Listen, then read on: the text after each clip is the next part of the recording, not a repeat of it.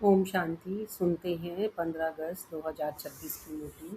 बाबा के साकार महावाक्य। मीठे बच्चे, सबको यही पैगाम दो कि देह सहित देह के सब धर्मों को भूल अपने को आत्मा समझो तो सब दुख दूर हो जाएंगे। प्रश्न किया है, तुम बच्चों को किस बात में फॉलो फादर करना है? उत्तर, जैसे इस ब्रह्मा ने अपना सब कुछ ईश्वर अर्पण कर दिया, पूरा ट्रस्टी बना, ऐसे ट्रस्टी बनकर रहो। कभी भी उल्टा सुल्टा खर्चा कर पाप आत्माओं को नहीं देना। अपना सब कुछ ईश्वरीय सेवा में लगाओ। पूरा ट्रस्टी बनो।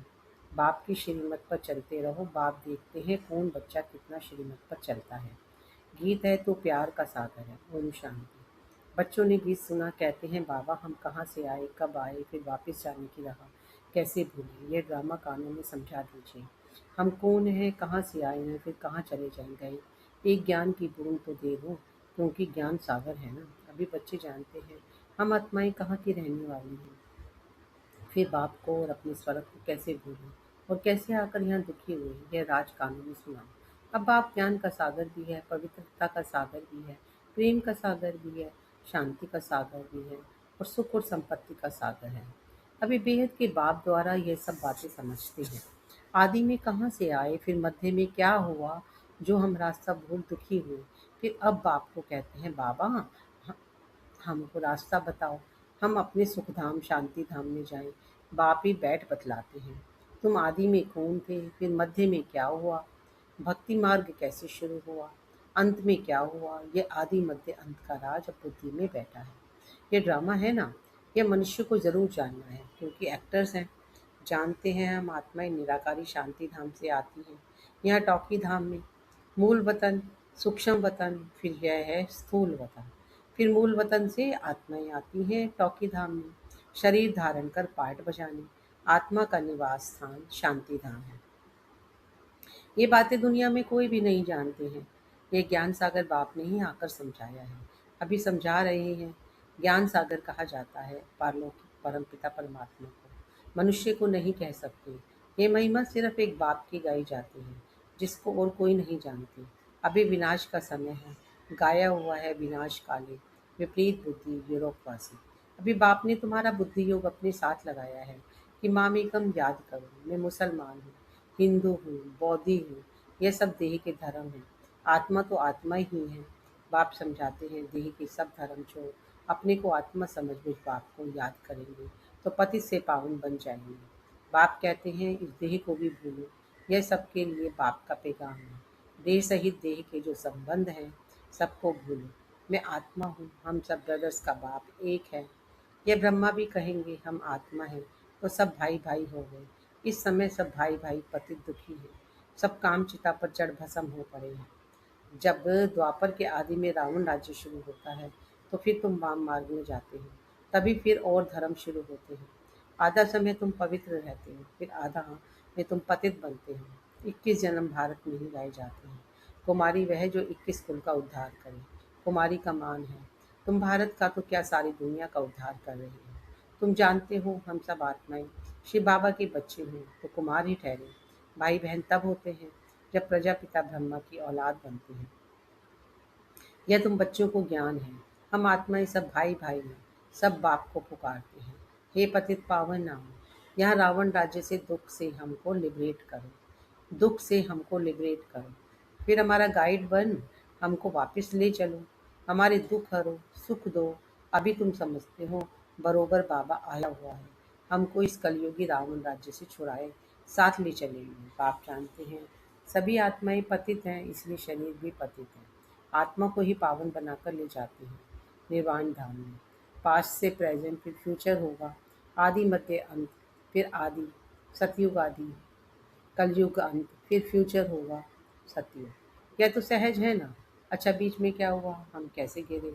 हम पावन देवता थे, फिर पावन से पतित कैसे बने?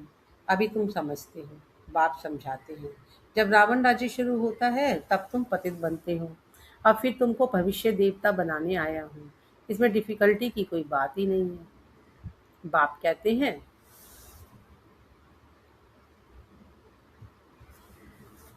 तुमको इस विषय सागर से पार ले जाता हूँ।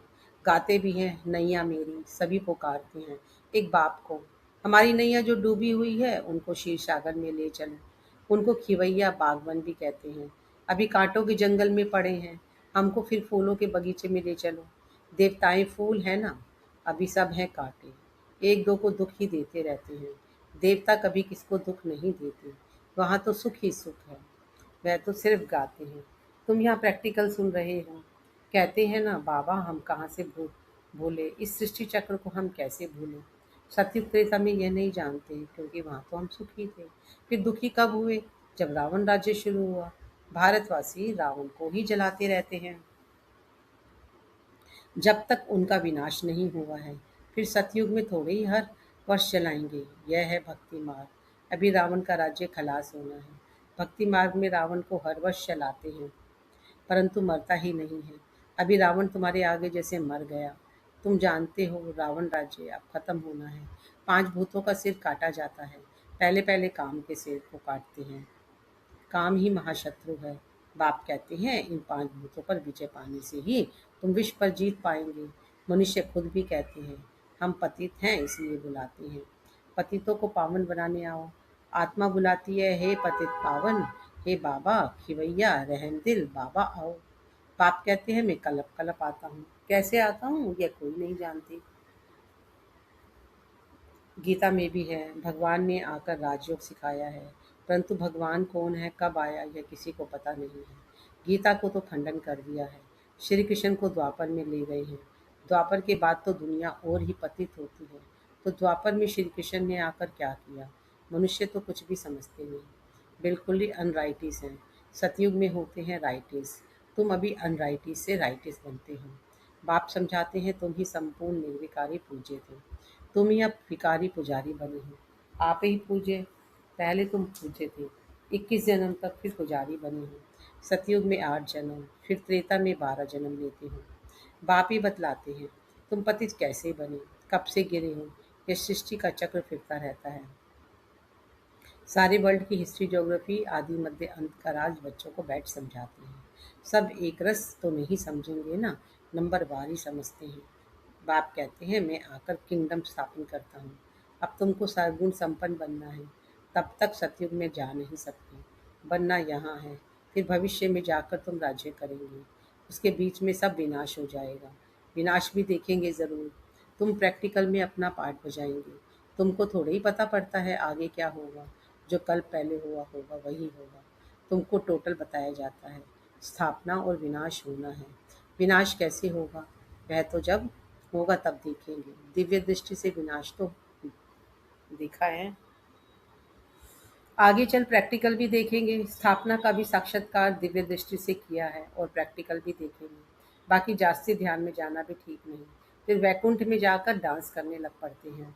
न ज्ञान न योग दोनों से वंचित हो जाते हैं। ध्यान में जाने की कोई दरकार नहीं है। यह तो भोग सिर्फ लगाया जाता है। तुम ब्राह्मण वहाँ जाते हो, देवताओं और ब्राह्मणों की महफिल लगती है। या तुम पियर घर में बैठे हो, फिर तुमको लायक बनाया जाता है विष्णुपुरी जाने के लिए। कन्या की जब सगाई करते हैं तो उनको समझाया जाता है ससुर घर में कैसे चलना, सबसे प्यार से चलना, झगड़ा नहीं करना। यह भी हूबहू ऐसे है। बाप कहते हैं तुमको सर्वगुण संपन्न बनना, यहाँ बनना है। स्वर्ग में यह लड़ाई झगड़े आदि होते नहीं हैं। अभी तुम विष्णुपरी ससुर घर जाते हो, वहाँ है महान वैष्णव। उन जैसे वैष्णव सृष्टि पर होते नहीं। वैष्णव देवताएं विकार में थोड़े ही जाते हैं। विकार है हिंसा।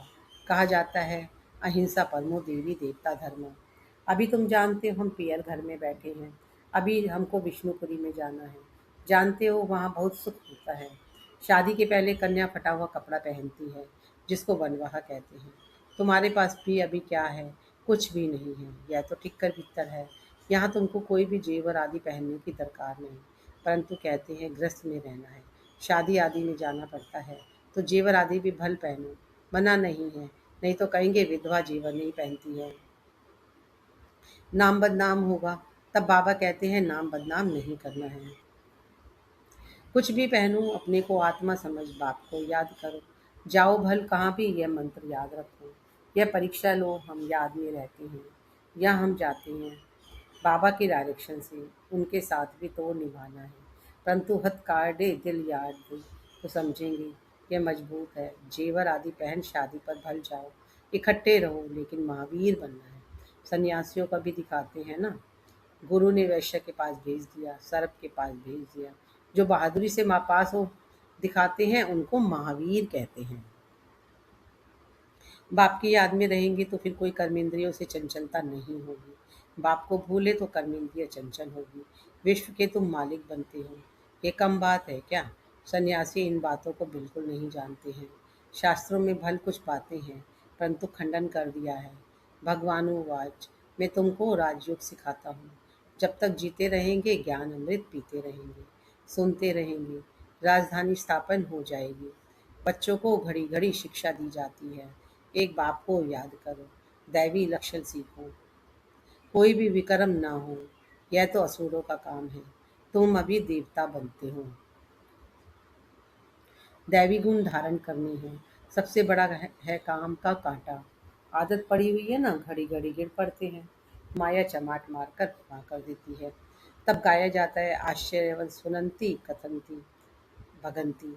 अभी तुम एक बाप के बने हो, कहते भी हो। यह सब कुछ ईश्वर का दिया हुआ है, तो तुम ट्रस्टी बन जाते हो। यह सब उनका है, हम उनकी श्रीमत पर चलना है। बाप भी देखते हैं हमको सब कुछ अर्पण कर, फिर हमारी श्रीमत पर कैसे चलते हैं। कोई उल्टा सुल्टा खर्चा कर पाप आत्माओं को तो नहीं देते हैं। शुरू में इस ब्रह्मा ने भी ट्रस्टी हो दिखलाया, सब कुछ ईश्वर अर्पण कर खुद ट्रस्टी बन गया, बस किसको भी कुछ नहीं दिया। ईश्वर के अर्थ किया तो ईश्वर के काम में ही लगना है। शरीर निर्वाह भी तो होता था ना, जो कुछ था सब सर्विस में लगा दिया।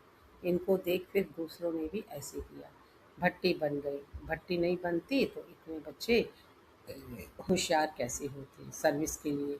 पाकिस्तान में सीखे, फिर यहाँ आकर सीखे। जब समझाने लायक बने तब बाहर निकले। अभी तो देखो कितनी प्रदर्शनियां आदि करते रहते हैं, बड़ों बड़ों को निमंत्रण देते हैं। इस ज्ञान यज्ञ में विघ्न भी अनेक प्रकार के पड़ेंगे। विघ्नों से डरना नहीं।